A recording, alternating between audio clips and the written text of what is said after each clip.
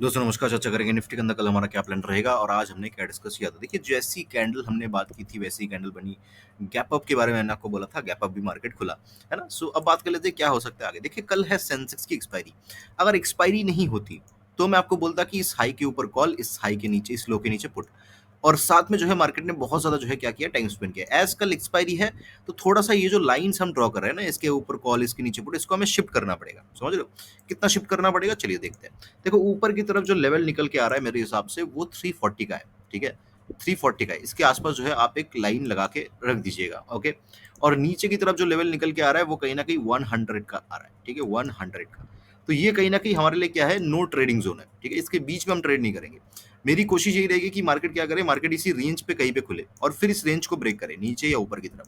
ऊपर की तरफ ब्रेक करती है 340 को, तो फिर जो है 450 या 480 तक के टारगेट्स देखे जा सकते हैं ऊपर की तरफ। नीचे की तरफ अगर मार्केट ब्रेक करती है 24,100 को, तो नीचे की तरफ जो टारगेट्स है मेरे वो 23,950 से लेके 900 के आसपास तक के टारगेट्स नीचे की तरफ देखे जा सकते हैं। नीचे की तरफ थोड़े से बिग टारगेट्स है क्योंकि मुझे थोड़ा सा नीचे की तरफ का व्यू ही मार्केट के अंदर नजर आ रहा है फिलहाल के लिए। ठीक है, अब बात करते हैं मार्केट अगर इस रेंज के बाहर खुल जाती है, मतलब मान लो कि इन किसी पॉइंट के आसपास खुल गई, पहली 5 मिनट की कैंडल अगर इस रेंज के अंदर बन के इस रेंज के अंदर आ जाती है, इस रेंज के अंदर क्लोजिंग करती है, तो मैं पुट में इंटरेस्ट हूँ। तब ये जो नो ट्रेडिंग जोन मैं कह रहा था ये नल एंड अवॉइड हो जाएगा। कब ये नो ट्रेडिंग जोन कब है, जब मार्केट इस रेंज के अंदर खुल रही है। लेकिन अगर ऊपर खुल रही है और खुलती 5 मिनट का कैंडल नीचे क्लोज कर दिया, तो मैं पुट की तरफ इंटरेस्ट हूँ। फिर से मेरे टारगेट्स 950 तक ही रहेंगे, है ना।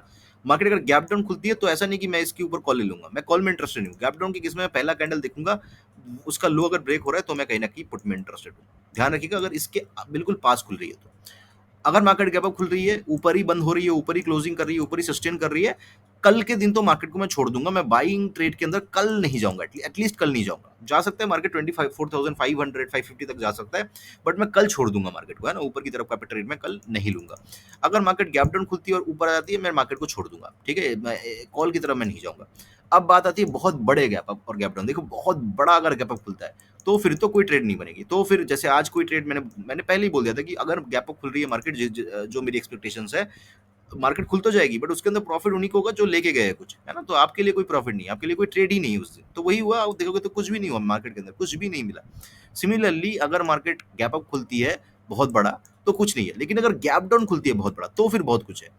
तो फिर क्या है कि मार्केट जो है फिर से जो है कहीं ना कहीं यहाँ पे ऑलरेडी जो रिट्रेसमेंट होनी चाहिए थी वो मार्केट ले चुकी है ना। सो मार्केट के अंदर गैप डाउन के केस में एक रिवर्सल हमें देखने को मिल सकता है इस तरीके से, है ना।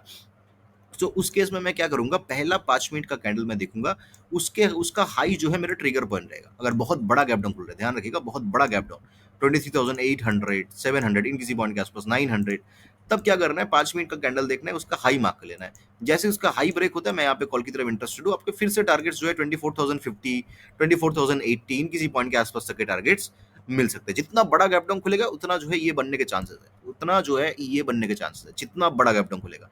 छोटे मोटे गैप डाउन में चलो फिर नीचे आ जाएगी, फिर से एक बार ऊपर चली जाएगी, कुछ भी कर सकती है मार्केट।